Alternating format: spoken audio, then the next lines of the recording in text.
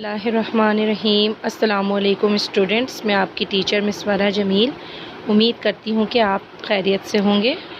Students, ہم نے کل باب دوم ایمانیات و عبادات کا سبق اسلام میں عبادت کا تصور پڑھا تھا، آپ کو یاد ہوگا، جس میں ہم نے عبادت کا مفہوم، مقصد حیات اور اسلام میں عبادت کا تصور پڑھا تھا۔ آج بچوں باری ہے ہماری ایکسرسائز کی۔ آج ہم اس سبق کی ایکسرسائز کریں گے۔ تو بچوں، آپ صفحہ نمبر 10 پر یہ مشق دیکھ سکتے ہیں۔ اس کا پہلا سوال کیا ہے؟ عبادت کا مفہوم بیان کریں۔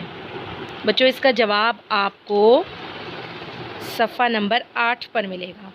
یہاں سے عبادت کا مفہوم، یہاں سے لے کر یہاں تک آپ نے اس کا آنسر لکھنا ہے۔ عبادت کا مطلب بندگی ہے۔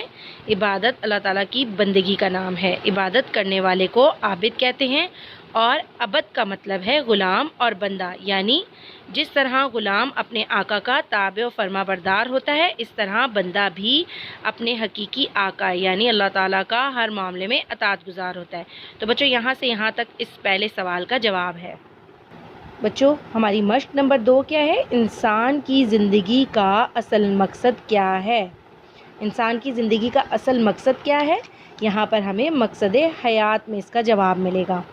آپ نے اس دوسرے سوال کا جواب یہاں سے لے کر یہاں تک لکھنا ہے کہ ہماری زندگی کا مقصد کیا ہے۔ بچوں، ہماری زندگی کا کیا مقصد ہے؟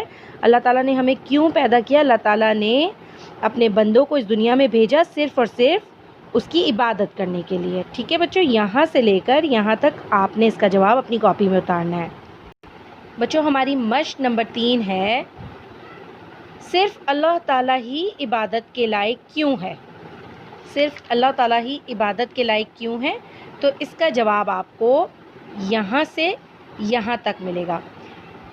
بچوں، آپ جانتے ہیں کہ اللہ تعالیٰ ہی عبادت کے لائق کیوں ہے؟ کیونکہ اللہ تعالیٰ نے ہمیں پیدا کیا، اس دنیا میں بھیجا، نہ صرف اس دنیا میں بھیجا بلکہ اللہ تعالیٰ نے ہمیں بے شمار نعمتوں سے بھی نوازا ہے۔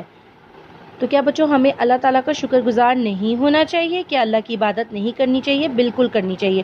اور یہاں پر آپ نے اس آیت کو بھی شامل کرنا ہے۔ اس بات کا اعلان اللہ تعالیٰ نے خود فرمایا ہے۔ بچوں، اگر آپ اس کی عربی نہیں لکھتے تو کوئی بات نہیں، لیکن اس کا ترجمہ آپ نے ضرور لکھنا ہے، اور اس طرح تیسرے سوال آپ نے اس کا جواب یہاں سے یہاں تک لکھنا ہے اپنی کاپی میں۔ ٹھیک ہے بچوں؟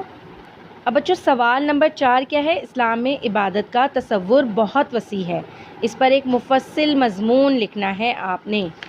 تو بچوں، یہاں پر آپ کو ہیڈنگ ملتی ہے اسلام میں عبادت کا تصور، صفحہ نمبر 8 سے صفحہ نمبر 9 تک۔ یہاں تک یہ چیپٹر جہاں ختم ہوتا ہے، یہاں سے لے کر یہاں تک آپ نے اس کا جواب لکھنا ہے۔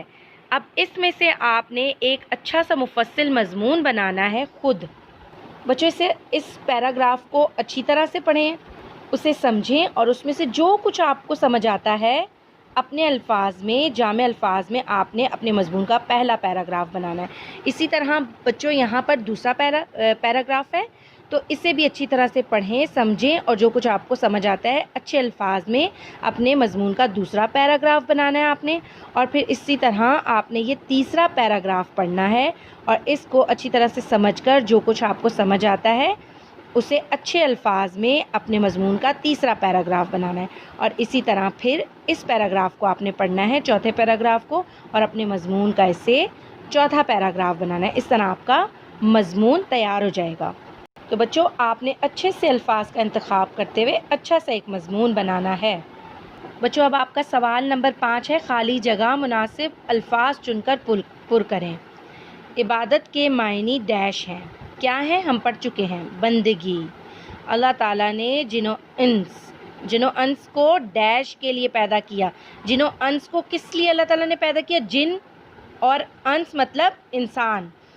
جنوں اور انسانوں کو کس لیے اللہ تعالیٰ نے پیدا کیا؟ عبادت کے لیے۔ نماز، روزہ، حج، زکوٰۃ ڈیش عبادات ہیں۔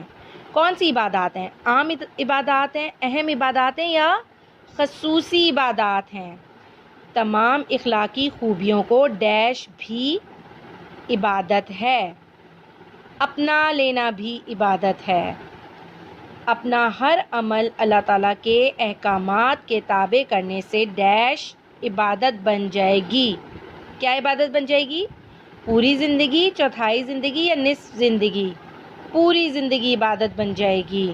یعنی آپ اللہ تعالیٰ کے حکم کے مطابق اپنی زندگی گزاریں گے تو آپ کی پوری زندگی عبادت بن جائے گی. ٹھیک ہے بچوں اب آپ کی مشق نمبر 6، اسے میں چھپا دیتی ہوں. تو یہ آپ کا گھر کا کام ہے. اب آپ نے صحیح جملوں کے سامنے درست کا اور غلط جملوں کے سامنے غلط کا نشان لگانا ہے. یہ آپ کا ہوم ورک ہے، گھر کا کام ہے، لہٰذا یہ میں آپ کو نہیں کرواؤں گی، یہ آپ نے خود کرنا ہے. ٹھیک ہے بچوں، تو آج کا ہمارا سبق یہی مشق ہے. اپنا بہت خیال رکھیے گا. اللہ حافظ.